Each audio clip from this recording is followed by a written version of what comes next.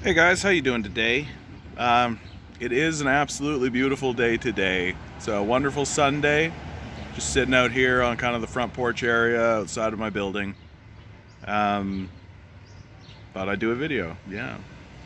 If you guys are familiar with my channel, I'm pretty open about my depression, my anxiety that it definitely exists in my life.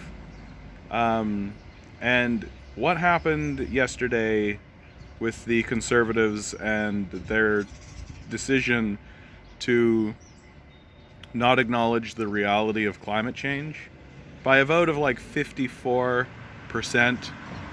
to 46%. They struck down a resolution that declared very simply that climate change is real. It was very straightforward. A real slam dunk, honestly. Like even if you didn't think that climate change is real, like you should get on board with this from a political standpoint, right? Like just strictly politically. What a dunder of a move, right? Like the entire society uh, wants to deal with climate change as an issue, even in the midst of this COVID-19 crisis, where the attention of the populace is definitely focused on COVID. Um, Climate change still ranks fairly highly on the list of concerns. And once COVID goes away, once people stop being concerned about COVID, they the attention of the populace will move into the direction of climate change again. So politically, it's just a dunder of a move. But I live in an existential space. I live as an existential person, as a spiritual person in the world. You know, uh, I'm not a utilitarian in this sense, and it's extremely depressing, and definitely triggers my anxiety, and definitely causes me problems in my waking life to know that I live in a society where one of the major parties, the second place party, the leaders of the opposition in my country, refuse to acknowledge that reality is real and refuse to actually do anything about it. And in this sense, I do have to say bless Aaron O'Toole for trying, right? He stood up in front of his own base and he actually said out loud, the debate is over, right? Climate change is real. We have to acknowledge it. And in retrospect, I can see that this was his attempt to sway any sort of undecided people into the direction on this resolution. And it failed, right? It failed. That his own party has now denied the existence of climate change again. And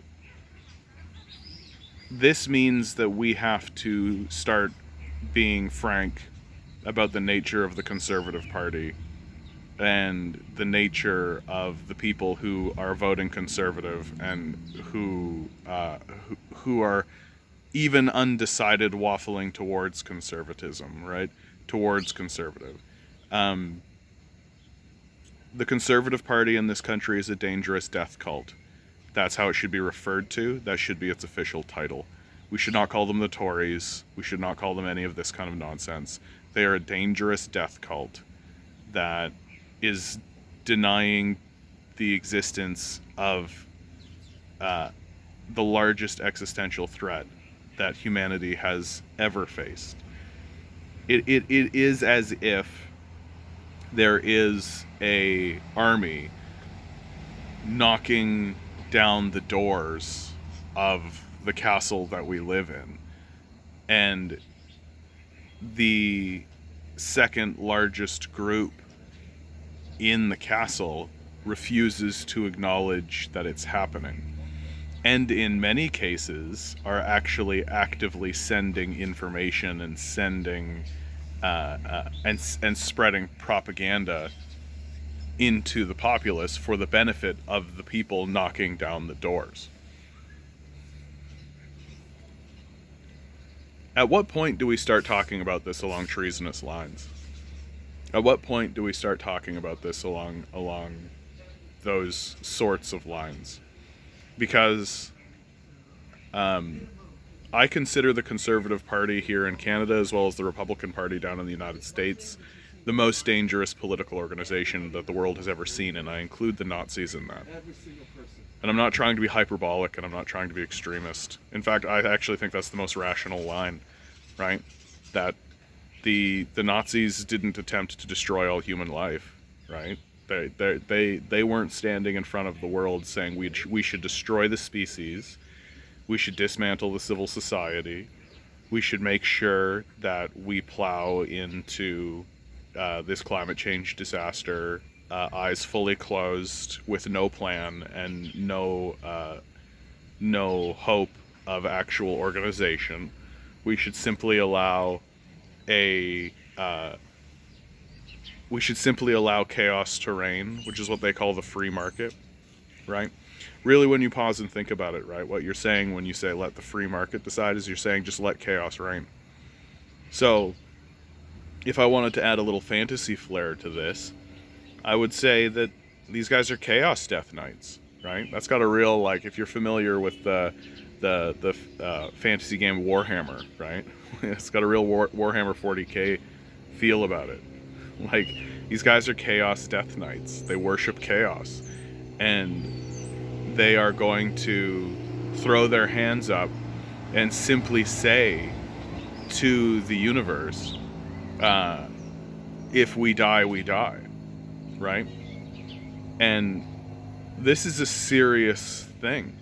This is a serious situation that we find ourselves in, and I am no longer going to stand by or sit around with my mouth closed and pretend like these people are rational, reasonable, or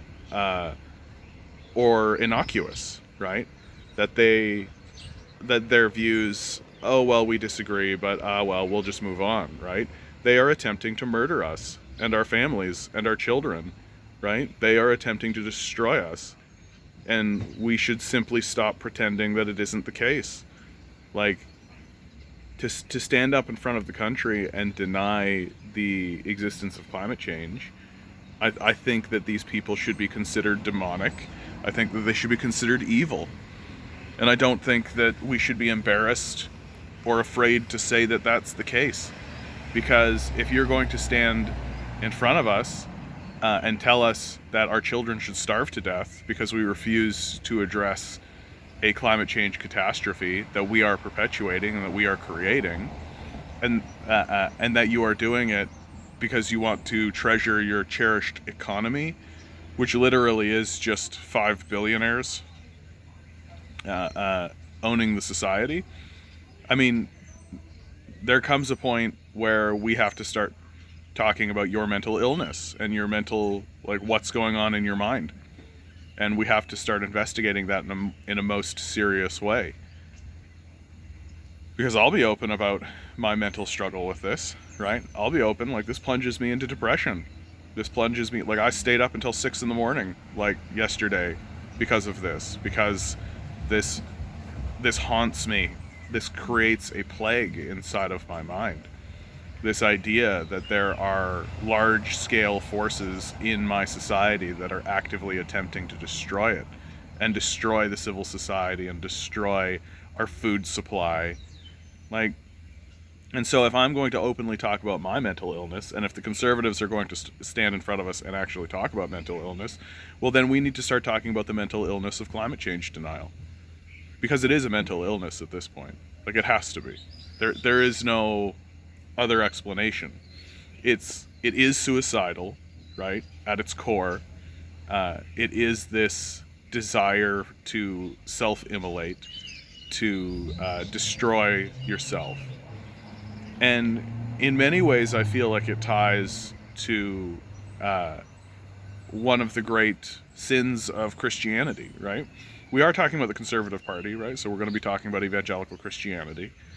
And one of the great sins of the evangelical Christian movement is this idea that, oh, well, life will be better after you die, right? That you don't need to invest anything here. You don't need to do anything here while you're aware and conscious and actually on the planet and here.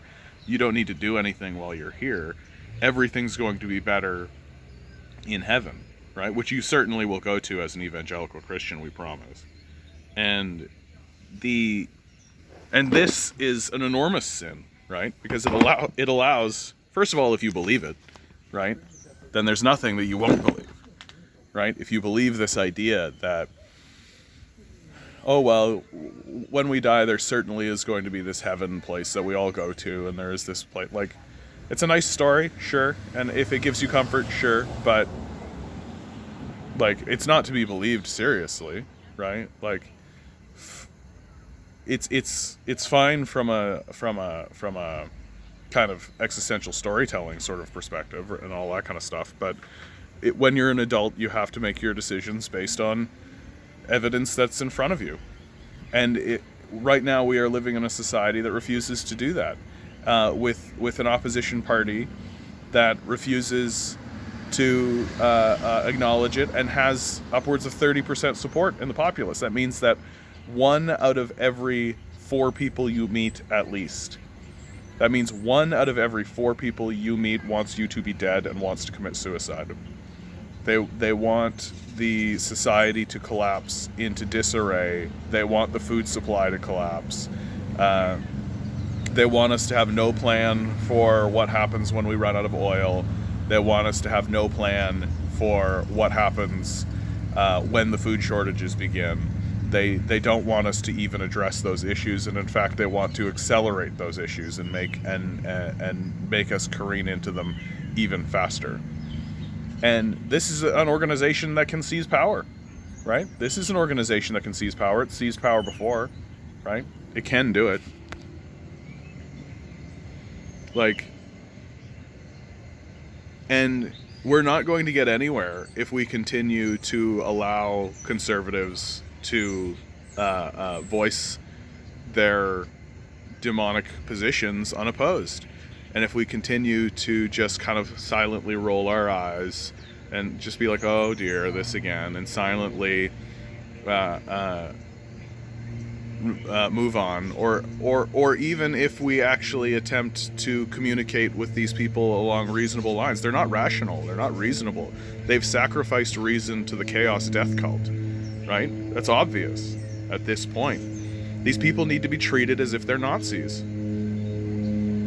And I'm sorry that it's come to it. I'm sorry that it's gotten to that point, but these people are calling for the death of you and your family and your children. Like, that's what they are doing. That's what they are doing. And if they don't think that that's what they're doing, then we need to tell them straight to their faces that that's what they're doing. And we need to do it with such high velocity and high numbers that should they continue to deny it, it will overwhelm them, right? Like, these people are traitors, first and foremost. They are attempting to destroy us. Climate change is a massive national security issue, right? It is a massive national security issue. I don't understand why we don't have the military involved in all aspects of dealing with this crisis. And this is the other part of it. Like, we talk about how the conservatives sacrifice logic and reason to the death cult, but the liberals are not much better, right? They are at least admitting that climate change is real, right? They are at least sitting there saying, okay, this phenomenon is real. It is going to cause issues. It is a problem, right? But they're banning straws, right? It's the most small scale. Like, they're putting in a carbon tax of like 1-2%, right? They while simultaneously, like, the one thing that the conservatives actually do have a bit of veracity on is that the carbon tax is designed to hurt rural farmers and rural people, right? Which guarantees support for the Conservative Party, because all the Conservative Party has to do is stand up and say, we'll get rid of the carbon tax, right? Which is insane, because the carbon tax actually does a great deal to go after the largest polluters. but because it also affects a bunch of small-scale people who are abandoned completely. The Liberal Party does absolutely nothing to alleviate their problems, does absolutely nothing to actually help them out, does absolutely nothing to actually work with them to actually transition into anything, right? And because they're not communicating with these people, because they are abandoning them, which is what global capitalism is doing to us on a full large scale, because of this full-scale abandonment, it guarantees support for the death cult, for the conservatives, right? It guarantees that the death cult will always have cultists, that they will always be able to go into the society and convince people who are being abandoned and people who are desperate to come into their ranks, right?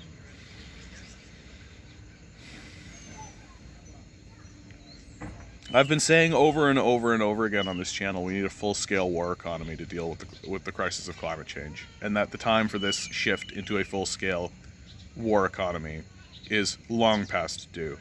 Like, you think about the amount of energy that gets put into the war machine in America, right? Imagine if that effort was actually put on transitioning into a green economy, right? Imagine if you put all of that energy into dealing with the catastrophe of climate change, which is created completely by us. Like, we are creating this phenomenon by going out of balance with the rules of our existence, right? There are rules.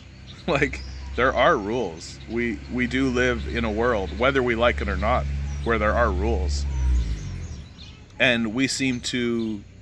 And of course, the death cult refuses to acknowledge that, right? The death cult believes that it is above those rules, that man is the final say. That man is the final say. And in that way, the very people who are clinging on to a book that gives authority to God or some kind of prevailing authority have supplanted it with themselves, right? Which, of course, is heretical. According to their own texts, it's heretical. But they don't care. Like, they don't care about that.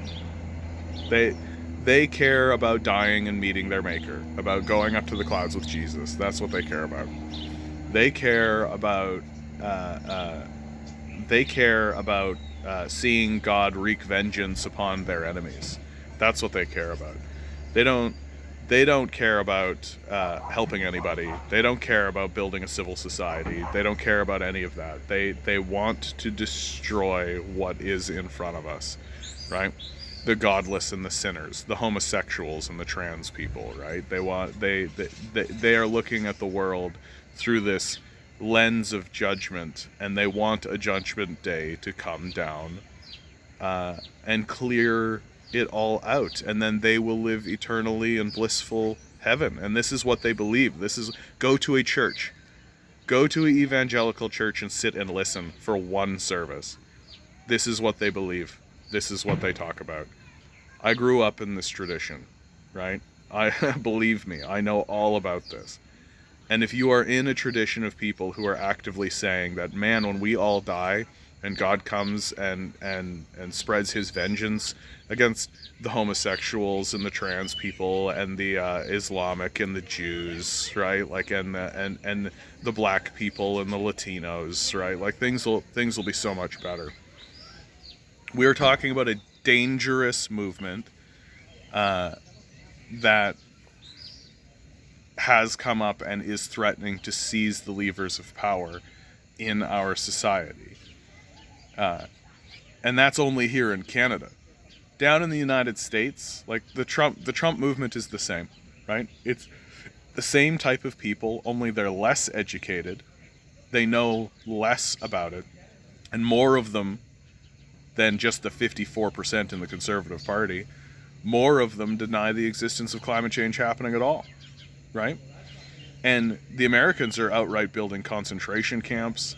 They're invading nations across the world. Like, the Americans are the Nazis on the world stage. Like, and anybody who wants to argue that in front of me, I think, has lost their mind. Like, they're either being paid to to tell you that the Americans are not the Nazis on the world stage, or they're just living in this delusional space. And what can we do? I mean, I always say join third-party, non-affiliated political movements, right? Like Socialist Action. That's down in the description, right? There's something you can do.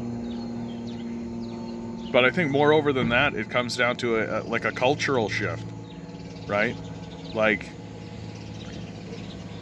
we can't simply be like, oh, those conservatives. These people are dangerous Nazis. Like, these people are dangerous. They're not to be trusted. Like, I'm not even talking about like growing up and in my 20s and in my early 30s, people will be like, oh, that's Billy. He votes conservative, but he's still a good guy. No, he's not. No, he's not. No, he's fucking not. He's not a good guy. He's voting conservative. That makes him evil and dangerous. This is the position that the populace needs to take. Like, we cannot allow this organization and these people to exist in our civil society. We cannot allow them to exist in it without consequence. And the consequences for them needs to be far more dire. Far more dire. It's not a free speech issue, right? It's not like these people are spreading lies, misinformation, and attempting to murder all of us. There needs to be cultural consequences for this. And eventually legal consequences, if you ask me. Like, if a party wanted to get my support forever, they would say that they would be throwing these people in jail. Right? We throw people in jail for standing up and spreading pamphlets around that say, let's go exterminate the Jews. We've done that here in Canada, right? Here in Toronto. If you spread around pamphlets saying that we should lock up the Muslims, you get thrown in jail, right? That's hate speech. You get to go to jail for those things. And that's the correct thing to do. We should do that. And the same should be true of climate change denial. If you're going to stand up and say that this issue that definitely exists, that is a massive problem and is going to cause enormous suffering in the society is not real, you should go to jail. And that should be the end of the conversation.